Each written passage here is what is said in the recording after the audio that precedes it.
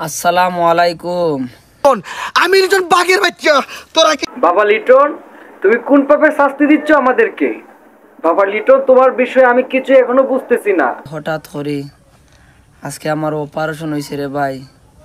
তো গাইস, আপনারা হয়তো রীতিমতো জেনে গেছেন যে আমাদের বাবা লিটন অনেক পাপের শাস্তি আমাদেরকে দিয়ে, তিনি কাদা মাটিতে গোসল মোসল করে ভিডিও টপিক আমাদেরকে দিয়ে অনেক হাসাইছে, অনেক রোমান্টিক করছে আমাদেরকে। কিন্তু আজকে তিনি হসপিটালের বেডে শুয়ে আছে। জানেন, বিষয়টা খুবই দুঃখজনক, বাট ওনার এভেন্টিসাইডের ব্যথা উঠছে।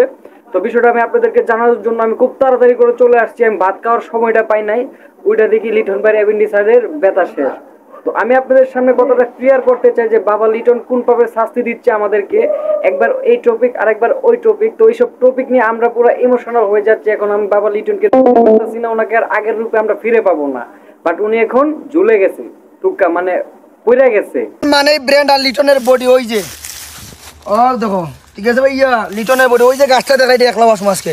লিটন মানেই ব্র্যান্ড। বিষয়টি খুবই লজ্জাজনক হলো, এটা থেকে আমার মাথা নিচু করা খুবই উচিত। তো এতক্ষণ আমি মজা করছিলাম, এখন সিরিয়াসলি বলতেছি, একজন মানুষ আপনাদেরকে এরকম ভাবে হাসাইছে, ওনার ভিডিও থেকে আপনারা বিনোদন পাইছেন, আপনারা সরাসরি বলতে পারেন যে বাবা লিটন আমাদেরকে কোন পাপের শাস্তি দিচ্ছে। তো আজ নিজেই সে শাস্তিতে ভুগতেছে। তো আপনারা সবাই ওনার জন্য দোয়া করবেন।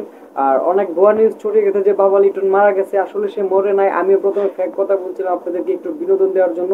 তো লাস্ট মুহূর্তে ওনার সব কাহিনী থেকে আমি নিজেই ইমোশনাল হয়ে গেছি, আমি ভিডিওটা না বানিয়ে পারলাম না। তো আপনারা সবাই ওনার জন্য দোয়া করবেন।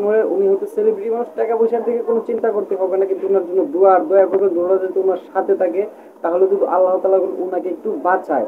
আর ওনাকে আমি একটা কথা রিকোয়েস্ট করবো, আপনার এইসব কাদামারিতে ভিডিও বানায়েন না, আপনি সুন্দর সুন্দর কন্টেন্ট দিয়ে মানুষের মন জয় করেন, কেন মানুষের কাছে ভিক্ষা করেন?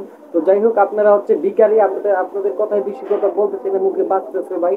আমি এতটুকু ভিডিওটা নিয়ে আসছিলাম। ধন্যবাদ। আসসালামু আলাইকুম। সাবস্ক্রাইব করে দিন। Thank you.